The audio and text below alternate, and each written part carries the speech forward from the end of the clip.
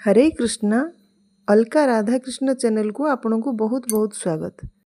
आसंतु जानिबा कार्तिक मासर किछि नियम संपर्क रे। सबुठारु 12 मास मध्यरे सबुठारु श्रेष्ठ मास होइथाय कार्तिक मास, जहाँकि आश्विन मास पूर्णिमारु कार्तिक मासर आरंभ होइथाय। 7 अक्टोबर ठारु 5 नवेम्बर पर्यंत आमर कार्तिक मास रहिछि। एही मास श्रीकृष्ण भगवानंकर अति प्रिय मास अटे। एही मासरे भगवान श्रीहरि विष्णु को पूजा कले से प्रसन्न होइथांती और सबु पाप नष्ट कर दियंती। कार्तिक मासर बहुत नियम रहिछि, किंतु जदि एही नियम मानक मध्यरु गोटिए भी नियम को आमे श्रद्धारे पालन करू ताहले अनंत फलर प्राप्ति होइथाय। कार्तिक मासर नियम गुड़िक जानिबा। कार्तिक मासरे जे कोनोसी पवित्र नदी रे स्नान करिबा विशेष महत्व रहिछि।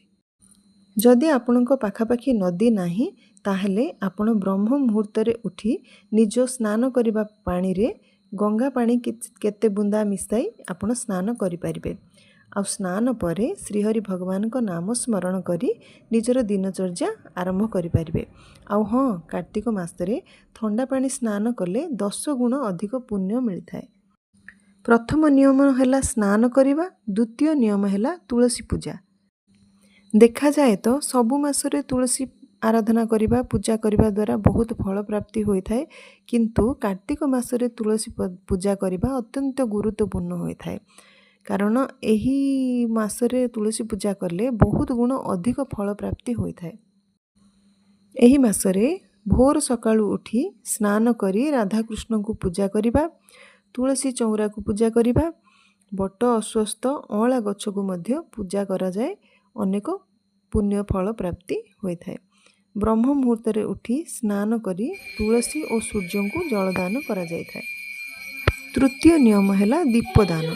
स्कंद पुराण अनुसार एही मासरे मंदिर, नदी, पोखरी, तुलसी पाखरे दीपदान करा जाए, जहा द्वारा आम जीवन सारा करिथिबा पाप नष्ट होइथाय।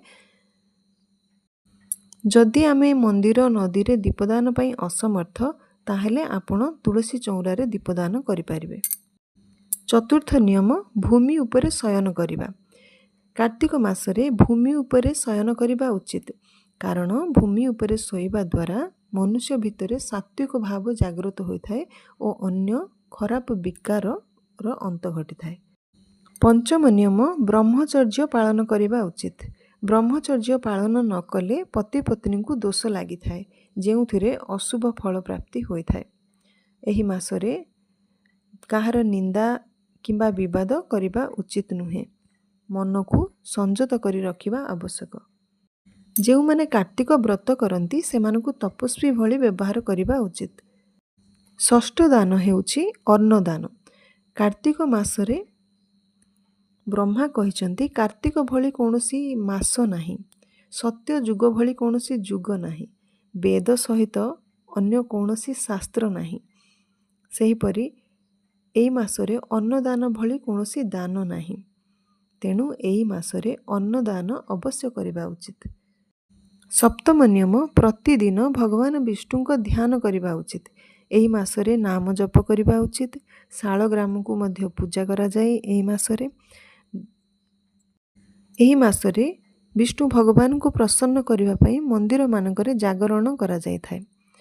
भागवत पठन करा जिबा उचित। भागवत पठन द्वारा अशेष पुण्य फल प्राप्ति होइथाय, केबे मध्य नरकगामी हेबाकू पड़े नाही। एही वीडियो रे बास एतिकी। नेक्स्ट वीडियो रे पुणी देखा हबो। हरे कृष्ण।